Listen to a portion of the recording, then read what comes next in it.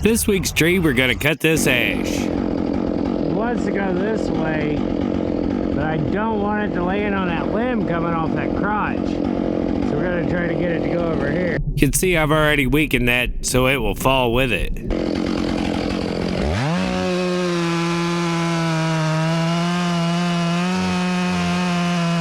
So on my open faces, I get a lot of comments about how I don't go deep enough.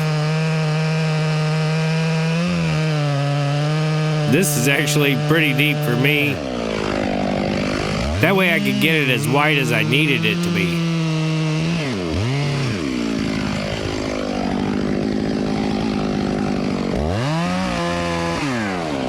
And really, we're not trying to do too much here.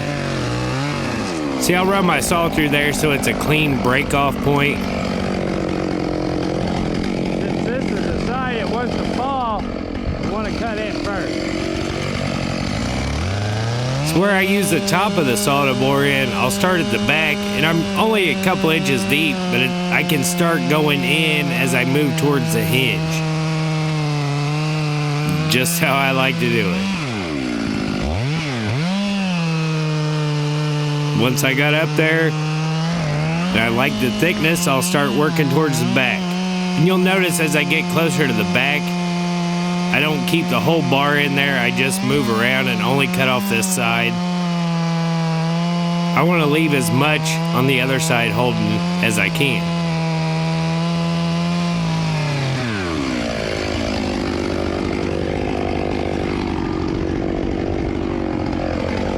It wants to go basically right with the shadow. That's the natural fall of it. Since it's a brittle ash, we want to establish our hinge, but not go all the way back.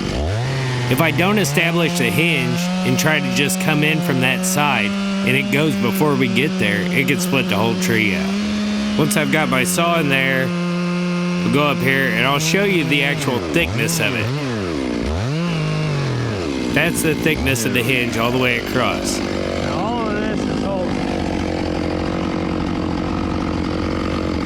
Dusty's moving around a lot. I want to make sure he's not going to turn and go back under this tree. So I'll wait for him to pass. Hey. Once he's gone by, I'll find my cut and I'll start coming in from the back, working up to the cut that we made on this side for the hinge. That way it'll get the tree to swing a little bit. Now there's nothing dead overhead, I don't need to look up, I just watch the crack and you can see it. If it doesn't start to open, I'll just slow down and I'll wait for the tree to start to lean that away. And once I see it open up, I just go ahead and go. And then it takes the tree we cut, falls right where we wanted it to. Baby.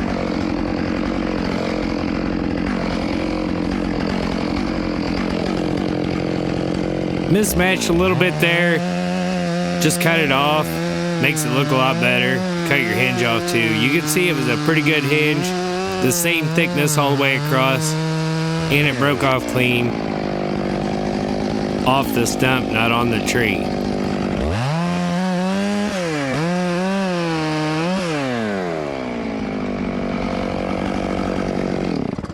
Set my saw down. Since we're not working with a skidder, I've got to mark these up so he can carry them out.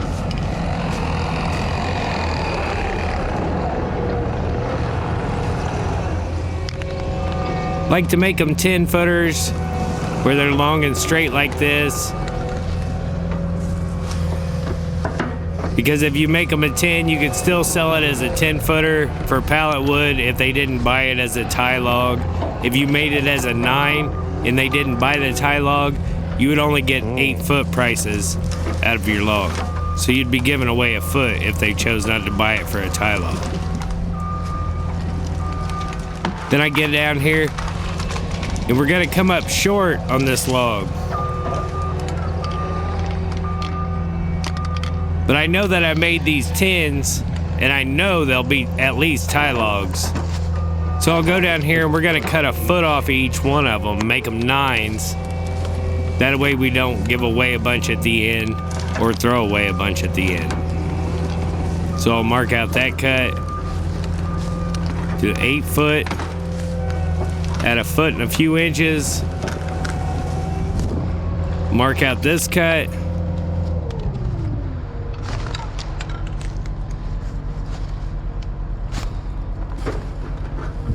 make another 9.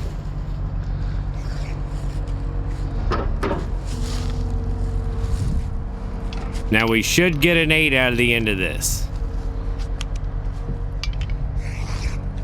There you go, we didn't throw none away. Now let's see if we can get a top log or 2. 8 before that crook, it'll make a decent log. So I'm gonna mark it there. When I go to cut that other off, I'll see if it's any good. I'll try to eyeball an 8. Our butt looks pretty good. So now we'll cut these up.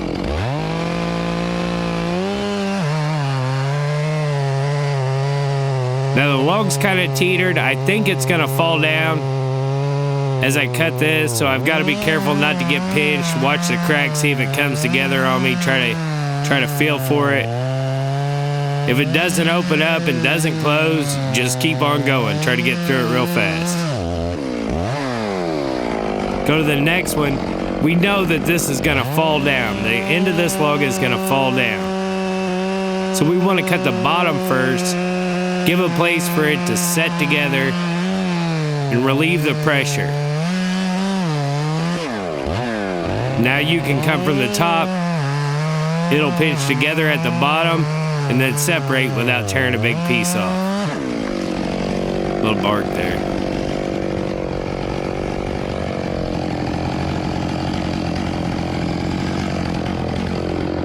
This one's probably gonna fall together. Both of these ends are gonna fall down.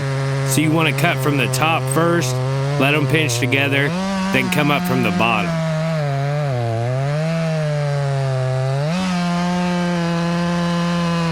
Well, one of them did, so I just kept on going. Now see, that's all busted up. That could have went all the way down the log if it would have landed directly on it. That's why we swung it a little bit to keep it from doing that. So now we've got a good log. Yeah, we get to throw away this top log, but we don't throw away the next log or all of the big logs in the tree.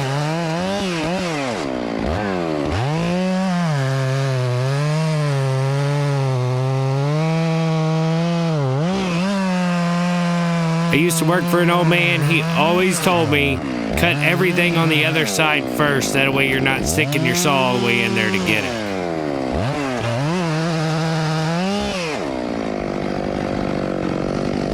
He said you get a 25-inch bar hung up in a 12-inch log.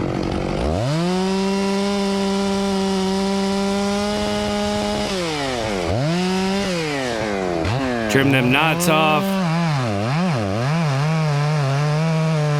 I cut everything away from me first, and then I can work on the little bit right here in front of me. Let's cut off. We'll cut some of these limbs, move down here and see if we could eyeball an 8. Great big squirrel hole in that knot. It ain't gonna be no good, so we'll just leave it. Thanks for watching.